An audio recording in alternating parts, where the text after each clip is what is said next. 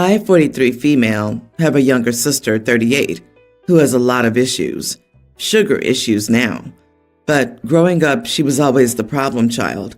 She liked to get into a lot of things and have interesting friends, which caused our parents a lot of headaches. She got pregnant at 16 with a guy nearly double her age, and our mom made her get rid of it. So she has a lot of anger towards our parents for that. She then got pregnant again at 22 and moved out, and has moved in and out every year since then. She's stolen from our parents, and they've spent a lot of time and money keeping her afloat. She has 3 kids, and my mom hasn't had a vacation in over a decade since she babysits and takes care of them. My sister barely takes care of her kids and often disappears for days, leaving our mom to deal with her kids. I feel bad for them. Our dad took lots of overtime all the time because my parents are basically the kids' parents, and they're getting older, mid-60s, around retirement age, and can't retire. But I've told them to stop being involved, move away, and let her deal with her own crap, and they won't. I've had enough of dealing with my sister. She tried to flirt with my then boyfriend, now husband, when we went over for the holidays one year, and she acts in such irrational ways. Our parents helped her get jobs from friends who are business owners, and she's caused them to lose those friendships because of her actions at work. I stay far away from her. My parents called me a few months ago, asking for money, because my dad, who recently had a heart attack, has been forced to retire, and they don't have money apart from the old age pension. There is a condo they bought to retire in over a decade ago, and they can't go because of the grandkids. I told them to go there, and they said they couldn't because they still had the grandkids to care for. I told them I can't help. I want to, but our parents have burned so much money on my sister that if I start opening my bank account to them, I'll be broke in no time. I told them they should go talk to the condo management about bringing the grandkids, and they said they did, and there were no exceptions. My mom argued they only need $700 monthly to keep their current home, and I should be willing to help my nieces. I told her she used to have everything paid off and was ready to retire, but helping my sister's a trap and has now cost them their retirement, and I refuse to get involved. She keeps calling and texting me, saying that they're putting their house up for sale and recently sold. They had put a reverse mortgage on it years ago because of my sister, but that's dried up, and now they can't pay the taxes, insurance, utilities, etc. She keeps telling me I have a responsibility to my nieces, and I don't like my sister, but she's still family. I have money.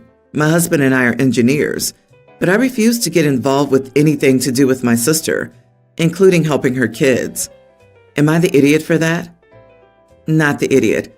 It looks like your parents have agreed to be your sister's ATM, babysitter, and caretaker in perpetuity. It sucks for them, but it's their decision to make. Their choosing to do that doesn't obligate you to do the same. Your sister's already sunk your parents. If you get involved today, she'll sink you too. It's a financial and emotional black hole. You're right that all money right now will be funneled to your sister. Parents must be under the mentality that if I'm going down, you're coming down with me. So childish. It's a shame they're trying to take the wrong sister down with them. Totally blind to other sisters' faults. But they've made their bed. No, I don't think it's that. They just don't want their grandkids to be homeless. It's super rough for parents in this situation. Charitably, it could be coming from a place of lots of love, but very little wisdom. The parents may have tunnel vision when it comes to supporting the daughter and her kids.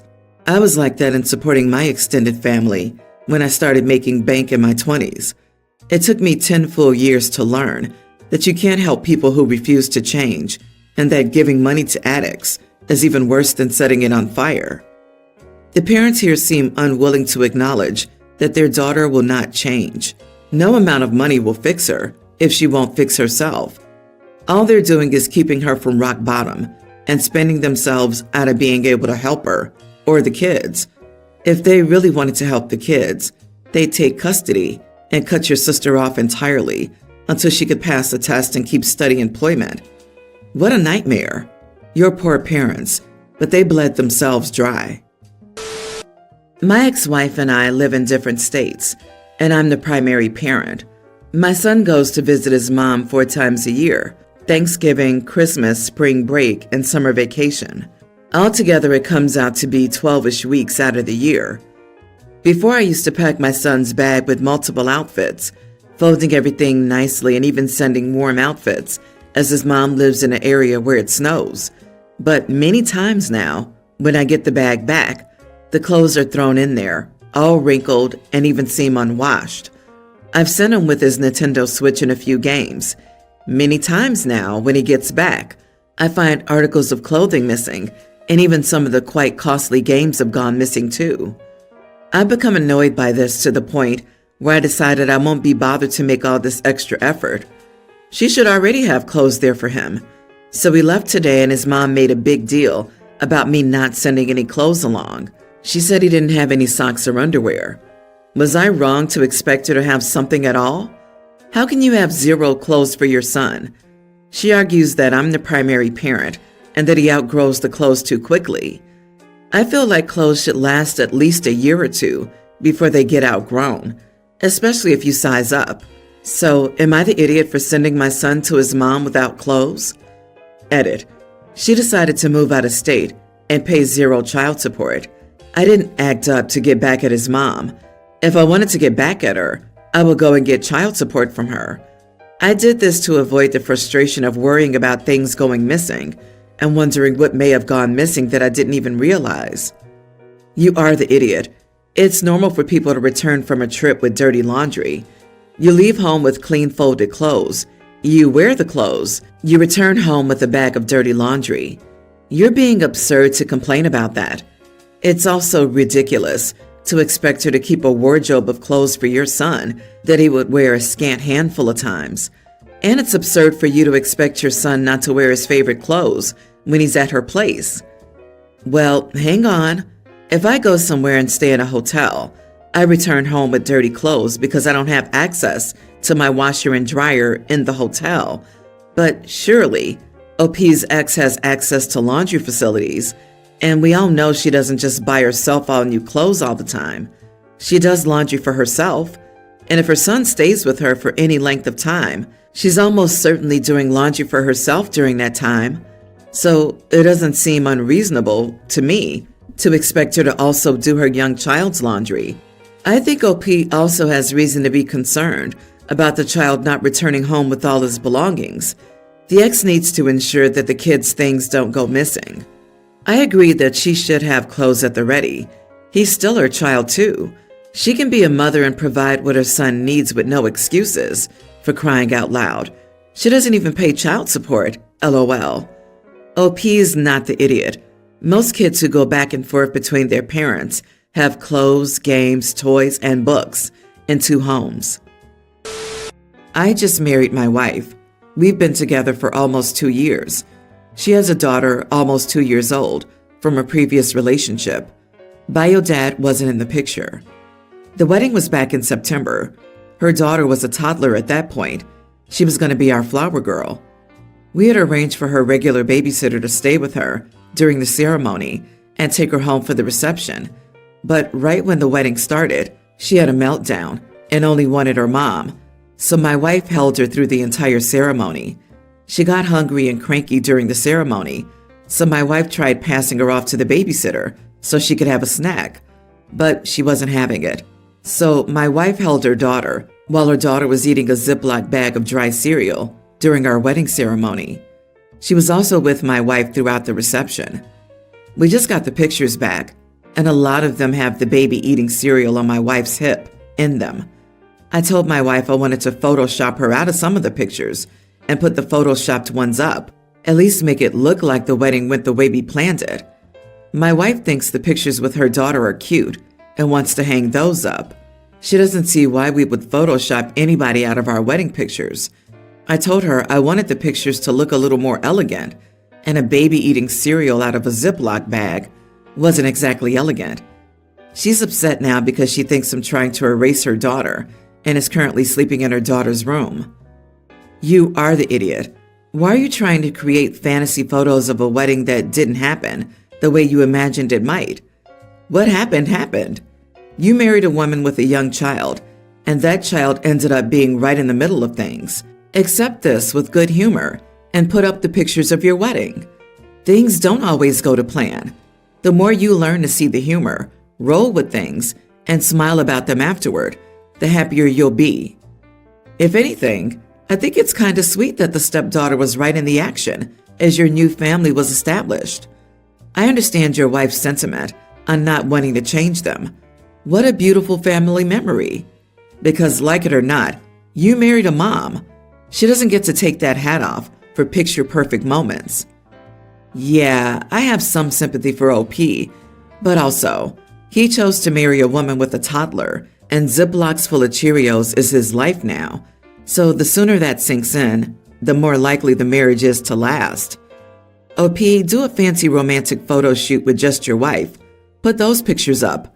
Also the unphotoshopped pictures from the actual wedding. People, he stated he wants some photos to be edited, while others will still include the stepdaughter. Not the idiot. You're not trying to remove your stepdaughter from your wedding altogether. You're trying to get some pictures of you and your bride on your special day that don't include a tantrumy toddler and her snacks. There's nothing wrong with that. My daughter recently turned 30. To celebrate, she and her boyfriend went away for the weekend, and when they returned, she planned a dinner for the following week with family and friends. It was a buffet-style dinner where everyone brought something, and guests could bring what they wanted. My wife, her stepmother, was immediately excited, as she loves to cook and planned to bring 2 courses, a main course and a dessert, both of which she had cooked multiple times that our sons love. A few days later, my daughter told me she had to cancel the party. She had plans to throw it at her boyfriend's house, but new neighbors had moved in next door. They were having lots of work done to the house, so it was too loud, and there wasn't enough room in her flat. So I offered to host at our house. There was plenty of space, and we knew most of her friends and relatives already, so there was no one we were uncomfortable with inviting into our home. She was unsure at first, but eventually agreed. Here's where I might be a bit of an idiot. My daughter had always said that the party was 18 plus. It was expected to go on for a few hours, and people were planning to drink. However, my wife and I have 3 sons, teen, tween, and pre-tween, and we couldn't kick them out of the house for the night. My wife said that my daughter would know that by having a party here, her brothers would be invited, but apparently she did not, as even her own children and her boyfriend's daughter had been excluded from the guest list.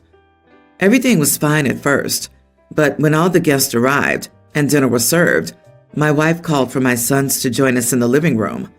My daughter was visibly unhappy with this, but she didn't say anything.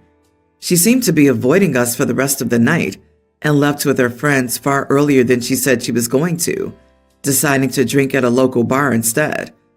Her boyfriend stayed to help clean up, but he didn't say much. At first, I assumed she just didn't want to get tipsy around her parents, but the following day she texted me, upset that I had ignored her wishes and invited her brothers, that the event was supposed to be adults only for a reason. It made a lot of her friends uncomfortable to have children around when they were supposed to be drinking and relaxing. She said that when I offered to host the event, she thought I knew what I was taking on. I will admit that my team was rather annoying to her and some of her friends, but I don't think that their presence ruined the entire evening. And I don't see why, with so much home-cooked food in the house, my sons were expected not to eat any. And I don't know why her friends couldn't drink or just relax, just because my sons were there. My wife insists we did nothing wrong, that my daughter should have known the boys would be there, since they live here. But I can now see that this is not what my daughter wanted for her birthday celebration, and I worry I am the idiot. You are the idiot. She expressed clearly from the start she wanted no children or underage people. She even led by example and didn't include her own children and boyfriend's daughter. Yet you and your wife ignored that and disrespected her wishes. You shouldn't have offered to host if you couldn't make arrangements for your boys. The fact the boys live there doesn't mean they must be there. They could have planned a sleepover with their friends. Neither she nor her friends owe you or your wife any explanation on why they didn't want your uninvited kids to be there. Uninvited kids? They live there, dude. Once your plans for a child-free event fall through and you accept someone's offer to host in their home, you don't get to assume that the host children will be displaced from their home without having a conversation about it. It's not their job to bring it up with you. It's your responsibility to ask them if it would be possible to accept their answer. You can then decide whether you want to go ahead with them hosting under their terms or cancel and make new plans for elsewhere. My daughter recently turned 30. My wife, her stepmother, was immediately excited as she loves to cook and planned to bring 2 courses that she'd cook multiple times and that our sons love. Why would her stepmother make her son's favorite food for the stepdaughter's birthday? Why were your son's preferences considered instead of your daughter's? You know, the actual guest of honor? I mean, I think we can all make a pretty good guess. You are the idiot and clearly have a preference. My teen male brother pre-tween keeps leaving his toys in our backyard, despite our parents, 47 male, 44 female, telling him over and over again that he has to pick up after himself. Recently, my dog swallowed one of the Lego pieces that my brother left behind and had to go through an endoscopic removal, which cost us a fortune in vet bills, not to mention that something worse could have happened. I call him my dog because we got him when I was 10, after I'd begged my parents for a dog for years, and there was always an understanding that this was to be my dog, not a family dog. I mean, of course my parents paid for food, usual vet bills and what else, but I would always be responsible for taking care of him. Now that I'm working part-time and have some money, I offer to help my parents pay for this unexpected, expensive procedure. I didn't have to, but I know my parents are not in a good place financially right now because my mother just opened her own business and they invested a lot of their savings in it.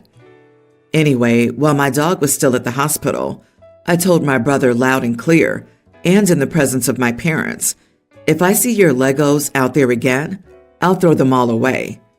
Cut to 2 weeks later, and what do you think happened? He left his Legos outside again. So I made good on my promise. When my parents realized what I did, they were mad. I told them I would do it in front of you guys, and you didn't say anything, I said. My parents thought it was an empty threat in the heat of the moment, and I would never actually do it. My little brother's acting like there's a death in the family. So am I the idiot here? Everyone's the idiot here. Your brother may never forgive you. I understand your irritation, but as a teen, it's hard to comprehend the immaturity of some young children. When you made the threat, your parents should have been paying attention and weighed in on what they thought of it. What if you had threatened to kill him if he did it again? I think what you did was dumb. You should have taken the Legos and hid them and denied them to him, knowing where they're at. When he finally seemed to grasp what loss is, Legos being much less than a cherished pet, you could have negotiated with your parents what he could do to earn them back. I mean, throwing them away was stupid. Sell them and put the money towards the vet bills. Not the idiot. This isn't about punishing your brother. It's about protecting your dog's life after a life-threatening and expensive incident has already occurred. Your parents should have done something, but they didn't. You told your brother, in front of your parents, just what would happen, and they made no objections. So, as far as you could tell, you were doing this with parental permission.